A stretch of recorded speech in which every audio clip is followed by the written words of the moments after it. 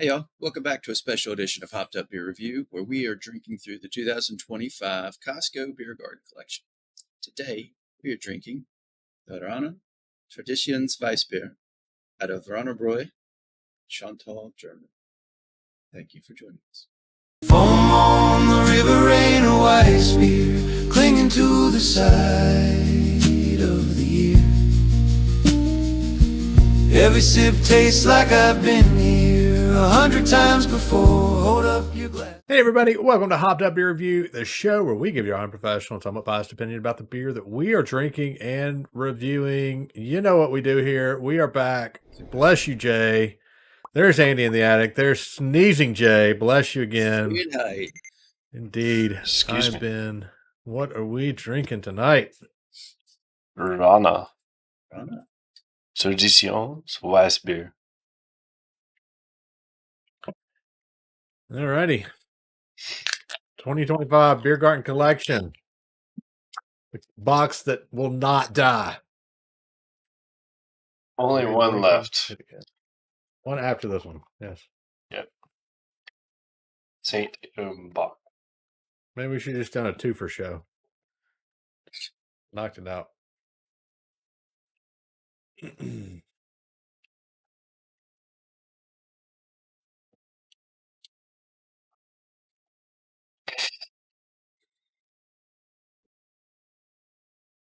Your lads. Cheers, mates. Cheers, mates.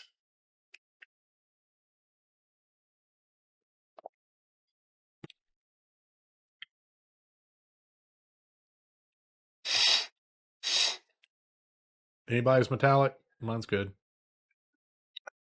It's got that heavy taste to it. Yeah. One sip and you definitely know what this is. It is a Hefeweizen, the Weissbier, 5.2%. Their traditional wheat beer recipe. Light yeast aroma with banana, citrus, clove. What did I write here? Spice. This was interesting. Fresh bread. I think I wrote French bread originally. I was like, that's so fresh bread. And Germans are brewing with French bread now. I've never gotten French bread from a German beer, so this makes sense. And as it says on the can, how would y'all not know if you can just read it? They've been brewing this since the 725th anniversary. Which was when? 1283. 1283, Ben. We're just going to find out some more. Rhanerbräu, the brewery in Chantal, Germany, is a microbrewery. Dates back to 1283. Oh. It's the oldest family brewery in Eastern Bavaria. Does that sound familiar? We've gone over that before. Mm-hmm. Where does Eastern Bavaria start from Central or Western or, whatever? It's owned by the Bruckmeier Plusel family since 1776. As mentioned also in the other Rhanerbräu reviews. It's one of the 5 oldest continuously brewing breweries in the world and one of the 15 oldest companies in Germany. So is it 15th? It's got to be close, or else they'd be 14th or 13th, wouldn't they? You betcha. All right. That's what we got? Yeah. Have you had this one yet, Ben?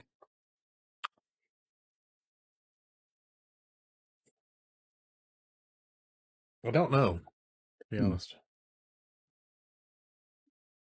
I don't know. I think I have. You didn't log it. I mean, No, I don't ever log it because, Jay, every time I log something and then I review it, you get on to me for having something different than my score. And For inconsistencies in score. So you don't log just because you're scared of Jay. No, I don't log because I don't want Jay to. I want Jay to leave me alone about it. Exactly. Because I've said this before. When I'm drinking a beer and I just go grab it and I'm logging it, I'm not really trying to break it down like I do on the show here. So not in the So same when we way. come to show mode, you That's right, focus. You want to I mean, be. If there's ever a on. true, number, it's the one you get on the show. It's not what you get on tap. So, to that point, Andy, what do you think? Why don't you go first? I like it. A very traditional tasting Hefeweizen. It's not heavy-handed in one direction. It's balanced, but perhaps a touch of, let's say, watered down, muted, maybe. Yes. Oh, I'm not getting in the following sips that Hefe and clove that hit me on the front end. Well, citrus, almost like you can definitely tell it's a wheat, because when I first started it, actually, now that I think of it, it tastes like a Hefeweizen. Now it's mellowing out more like a wheat, just a regular like wheat beer with coriander, like a Blue Moon style beer. It's like the original flavor faded away, which is disappointing because I really liked it. I like the spice and the banana, and the wheat, or that yeasty weedy taste that defines a Hefeweizen. So it's like the initial score I would have given it after the first couple sips. I think it's got to come down now because it can't sustain that. 6.5. I like it on the front end, and I'm just kind of like okay with it in the middle. Maybe you're the problem. Maybe I am the problem. I need some introspection. He's not Morgan Wallen.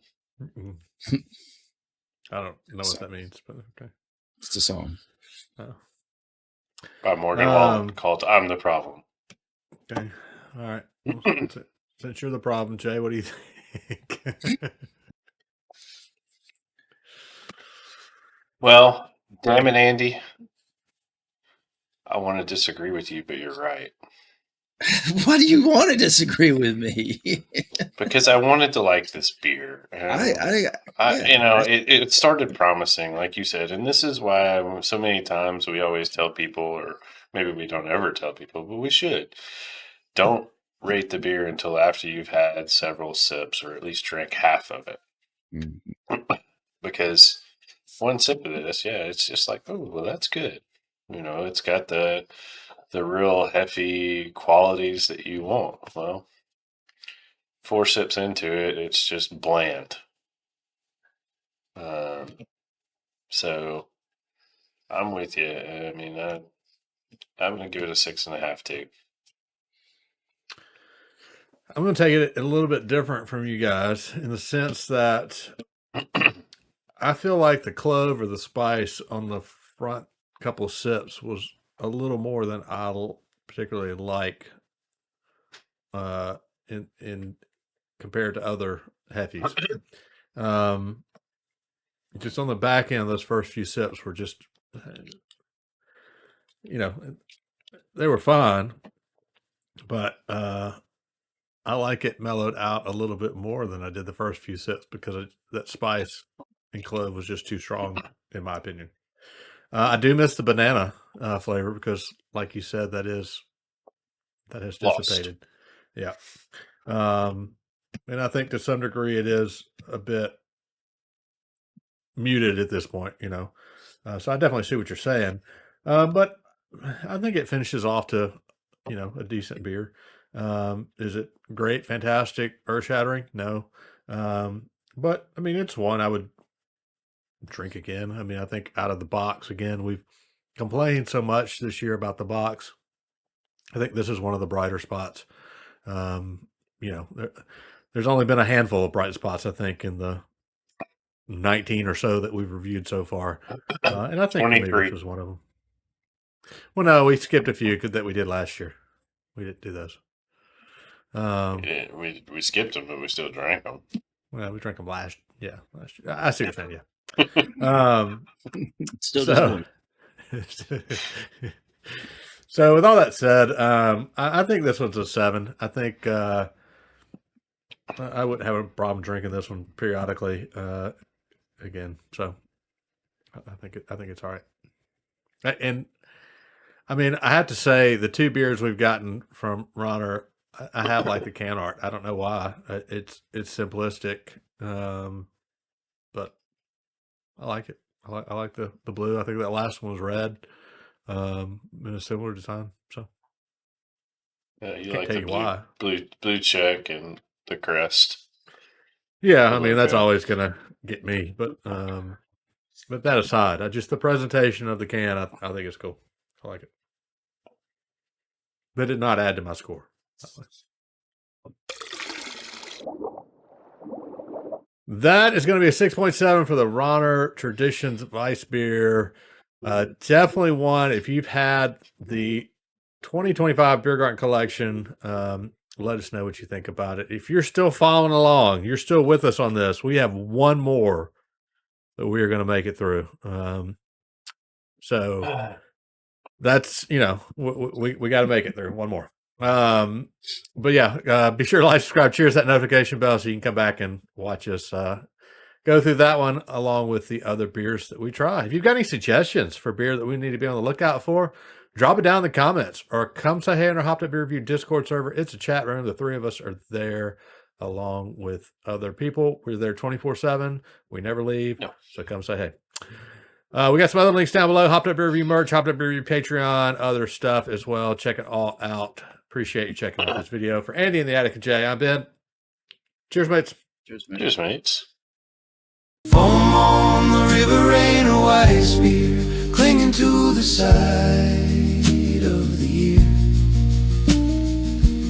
Every sip tastes like I've been here 100 times before. Hold up your glass.